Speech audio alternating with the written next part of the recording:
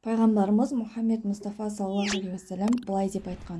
Бірде Мұса пайғамбар алейхиссалам: «Я Раббым, маған сені еске алатын, сол арқылы саған дұға жасайтын ең жақсы сөзді үйрет» деп сұрайды. Сонда Алла тағала оған: «Ей Мұса, ла иляха иллалла деп айт» дейді.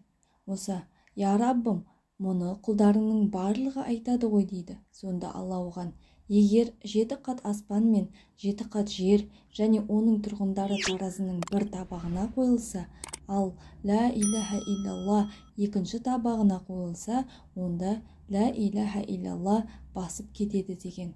Ибн Хиббаннан жеткізілген. Ла иляха иллалла сөзінің пайдасы: күнде 100 рет ла иляха иллалла деген адамның жүзі қиямет күні толған айдай болып жарқырайды.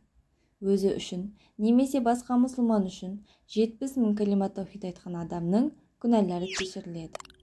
Ла иляха иллаллах деп айту 99 бәленің алдын алады. Олардың ең төмені қиыншылық.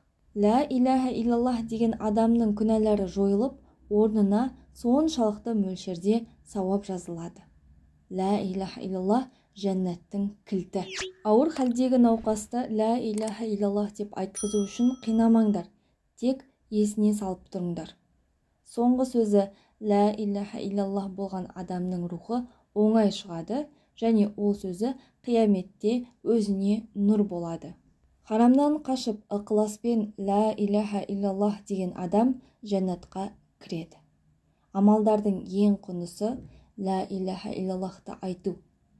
Ла иляха иллаллах деп имандарыңды жаңалаңдар. Амалдардың және зікірдің ең құндысы ол ла иляха иллаллахты айту.